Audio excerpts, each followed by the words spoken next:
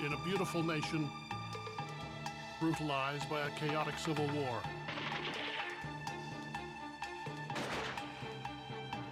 Where self-appointed generals turn children into soldiers, taught to kill, to rape, to sow fear throughout the land.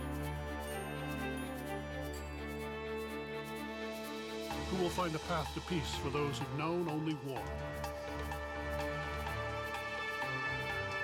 Only those with the courage of their convictions.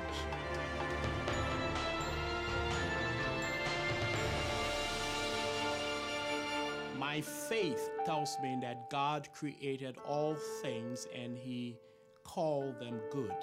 I believe in every human being there is the nature of good. The Bible says there was a black man named Sandler of Surrey.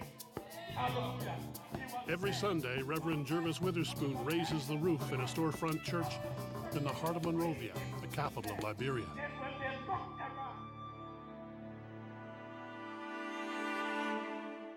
The nation was founded in 1847 by ex-slaves from America, whose descendants struggled against colonial powers and Cold War adversaries to retain Liberia's independence. Just as these battles seemed won, the country was racked by an internal conflict so bitter, Liberians now call it World War III. Desiring fighters who would do their bidding, no matter how bloody, generals on all sides began recruiting children as young as 8. The child soldier really were abused and misused by the generals and the warlords. They were drugged, they were indoctrinated to kill people, even their own relatives. Some were offered a ghastly choice. Shoot your mother and we will let the rest of your family live. The generals reckoned that once a child has killed their mother, they can be compelled to do anything. I started fighting when I was 10 years of age. I was caught by a rebel. I wanted to go back to my people, but there was no way, so I just stayed there. I was a bigger little boy when I got on the front line. My mother was killed in front of me. I said, well, they beat her and left her to her death. She would whip, put fire in your hair. That got me angry. That made me, I took arm. Of a population of over 3 million, Liberia's World War III killed 250,000. Neighboring countries finally responded, as did the world community. The largest UN peacekeeping force in history imposed a precarious peace. In a devastated land with its social fabric in tatters, 100,000 former ex-combatants were set adrift, homeless, uneducated outcasts.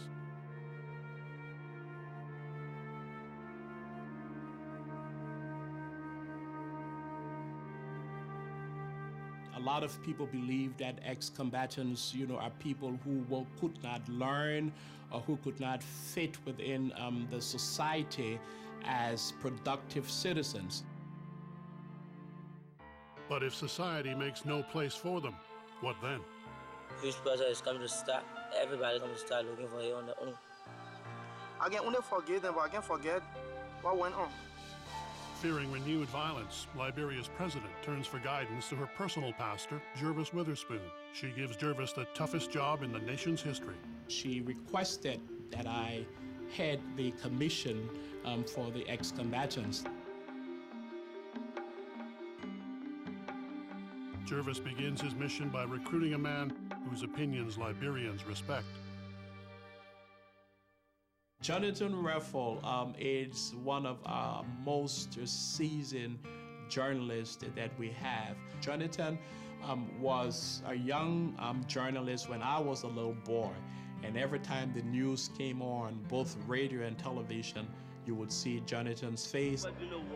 Before during the war, Jonathan has interviewed scores of child soldiers.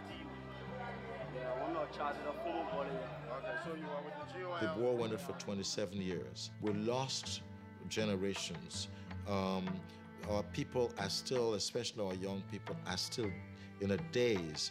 Who are we? Where are we going? What do we need to do? School years and school days were lost. So in terms of human development of the mind and social interaction, I think those were wasted years and wasted days. I believe that all Liberians are tired with war, even the ex-combatants. The Bible does say that an idle mind is the devil's workshop. So we don't want the minds of Liberians to remain idle. We must get them engaged. Before he can engage the minds of former child soldiers, he must convince them to lay down their arms. For help, he reaches out to the only man many ex-combatants trust. The new strategy was adopted to bring on board 16 generals from each of the warring factions. I would like to specifically introduce Mr. Talbot. He happens to be a former general. Tolbert was recruited at the age of 10, and by 15 commanded a regiment known as the Baby Killers. What was your name when you were General what? General Devil. A persona he struggled to leave behind. Reverend Witherspoon plans to send the former general and 15 other ex-warlords into the countryside to convince former child soldiers to disarm. Can the men who taught them to kill guide them on a path to peace? In the aftermath of Liberia's brutal civil war, Reverend Jervis Witherspoon leads an effort to disarm former child soldiers. It will be the second attempt at a difficult task. The United Nations missions in Liberia went out for the disarmament of ex-combatants. And the first trial had to be brought to a halt because there were some violent activities that took place that led to the death of about 6 persons. So it had to be halted, and the strategy that they used had to be changed. Jervis's change strategy will be an audacious one. Use the men most responsible for war to consolidate the fragile peace. He sends 16 former generals into the countryside to convince ex-combatants to turn in their weapons.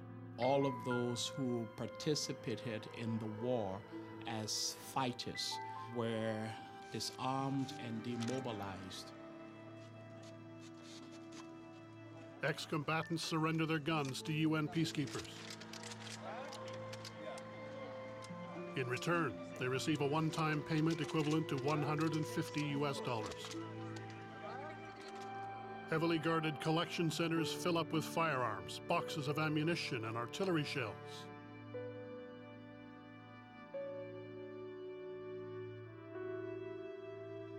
According to the database, there were 103,000 ex-combatants that were disarmed.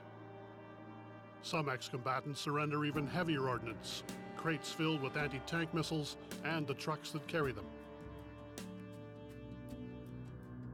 All are transported to a remote area. The biggest weapons are bulldozed into an open pit.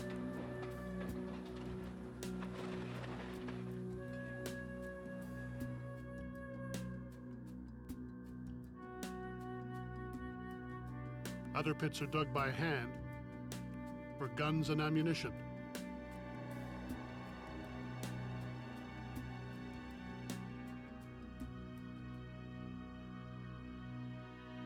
Charges are laid.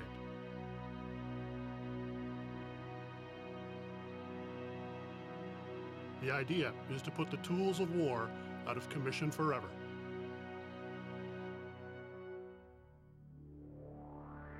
Bed number 1, ready to fire. Firing now!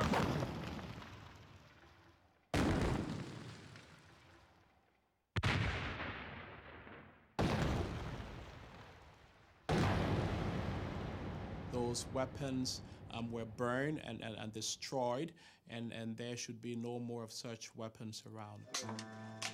Ex-combatants are encouraged to sign up for education and rehabilitation. Most have never seen the inside of a classroom. Because I want to attend back in my school. I'm in the 6th grade. I want to add my school up. If you now go to school, you learn that you can't be nobody. What I want to do, I want to do something in my life that will benefit me.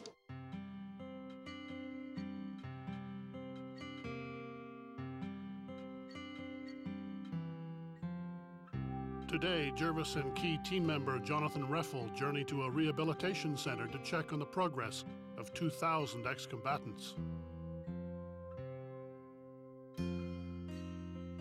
In the previous administration, they would keep a distance from the ex-combatants.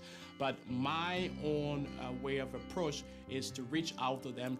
This school is called the MVTC, the Monrovia Vocational Training Center. Here, the emphasis is on practical, marketable skills.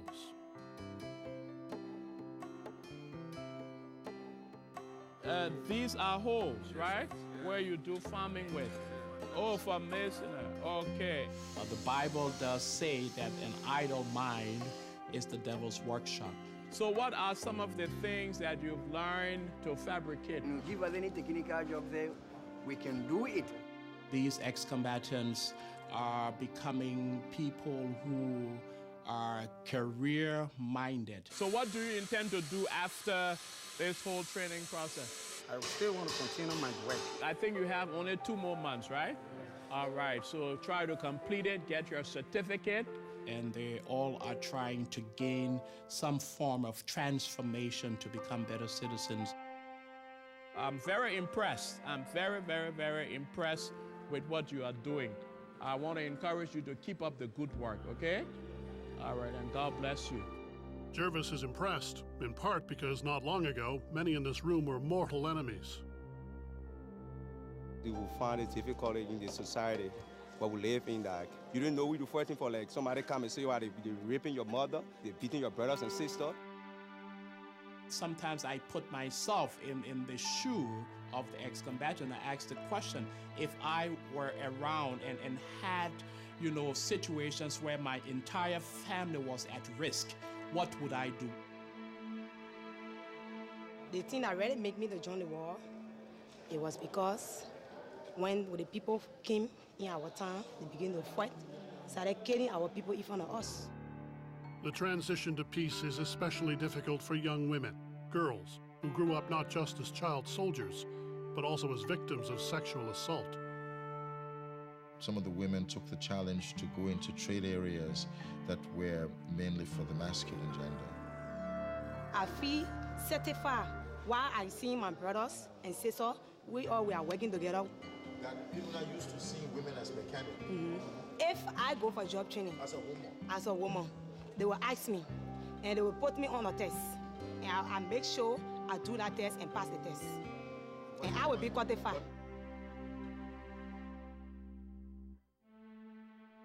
Some resist change because their violent past has become part of their identity. So what's your name? This student has yet to give up his nom de guerre. So you're the former president of Kenya. That's the name you have? That's the name you carry? That's the name I use during the war. My real name is David Jolly. But your certificate will carry what? Jomo Kenyatta. It could affect you tomorrow, okay? All right. If you have a problem with it, just contact me. I will see what can be done to help you. Rehabilitation cannot heal the invisible scars of war or assure these former child soldiers a place in society. There is an unemployment rate in the country of over 85%, and jobs are very rare. That is one of our greatest nightmares right now, is the job placement aspect of our program. A nightmare because of what desperate, unemployed ex-combatants could so easily become. Jervis receives word that former child soldiers who've refused rehabilitation have moved into a nearby village. UN soldiers are placed on alert. The reason? When ex-combatants gather as old friends, there's a danger they'll return to old ways. The war is not over in every heart.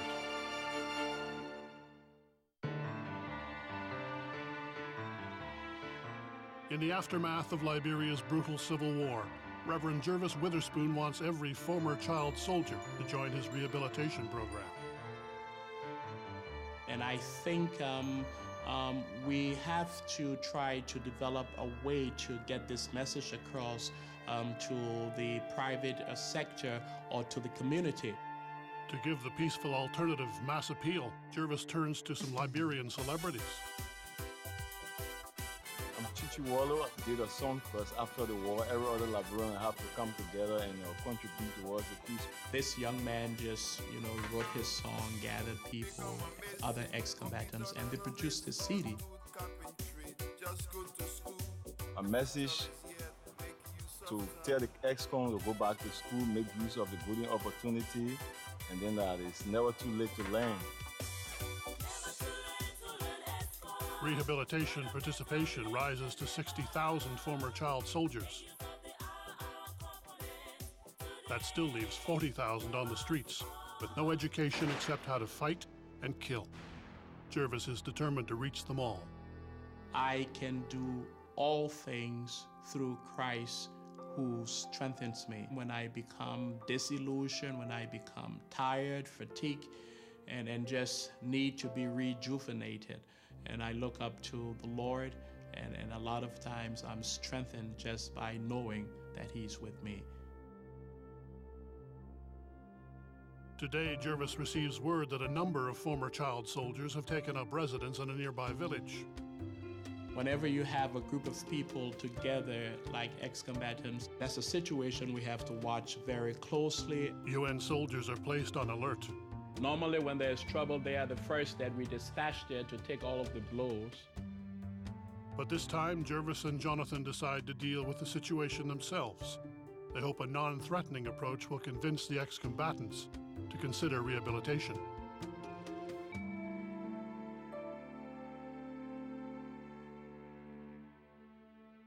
In the village square, Jervis and Jonathan easily identify several ex-combatants. What is your name? Daniel Bien.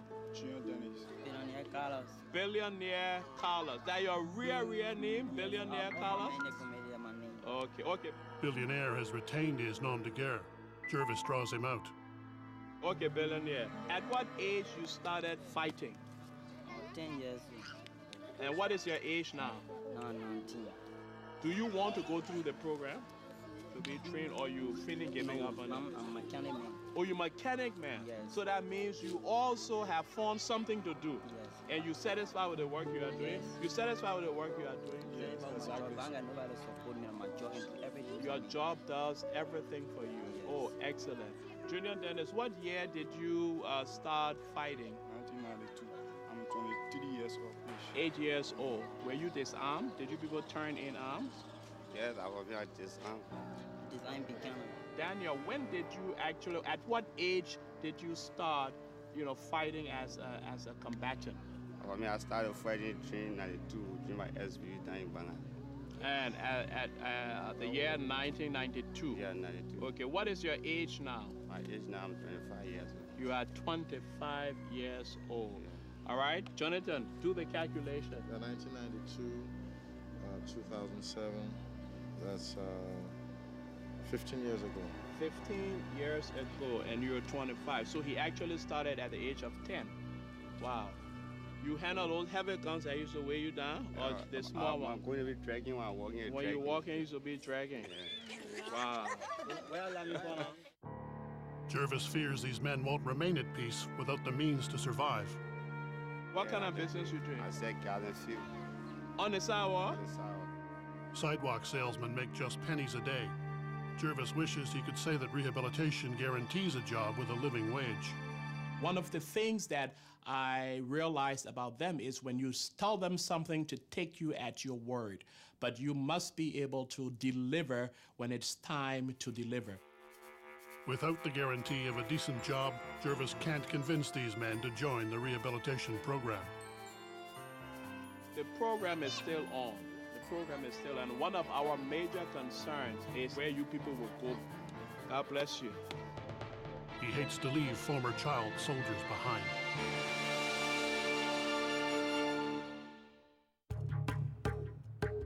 In the aftermath of Liberia's brutal civil war, Reverend Jervis Witherspoon wants rehabilitation and acceptance for every former child soldier. Looking at the fact that they're coming from a state of anarchy and all that they knew or to do as young people was violence, I think we had to offer them an alternative lifestyle to be able to give up the old lifestyle and become an integral part of a normal society. Even those who graduate soon discover the post-war economy has created no jobs. Today in the capital, Jonathan searches the market for a working graduate. He hopes to prove, if only to himself, that rehabilitation has practical value. He tries and fails to find anyone who's benefited.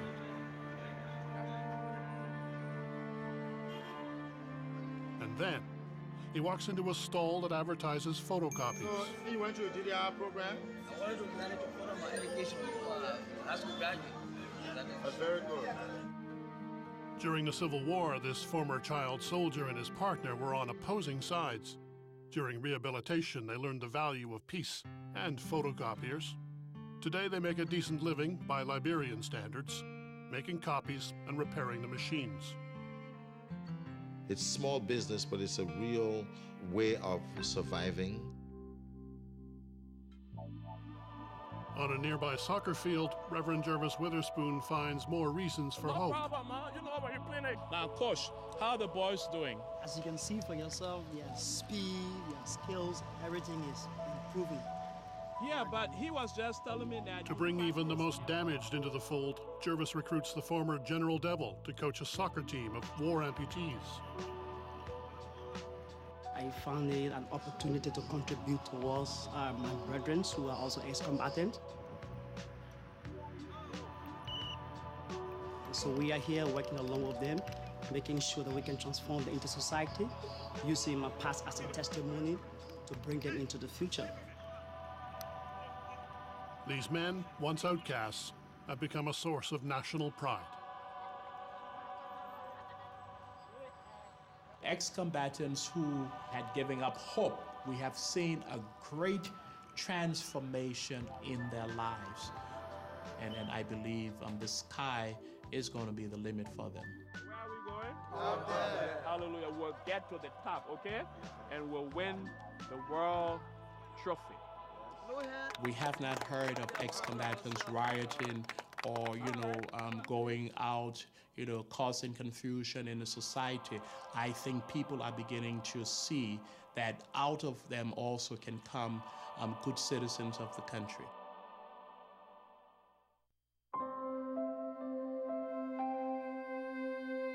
The faith of Liberians have been built up so much that any crisis that happens in this country today, they will be able to withstand it. And God's will for this nation prevails. I believe that peace is going to be sustained.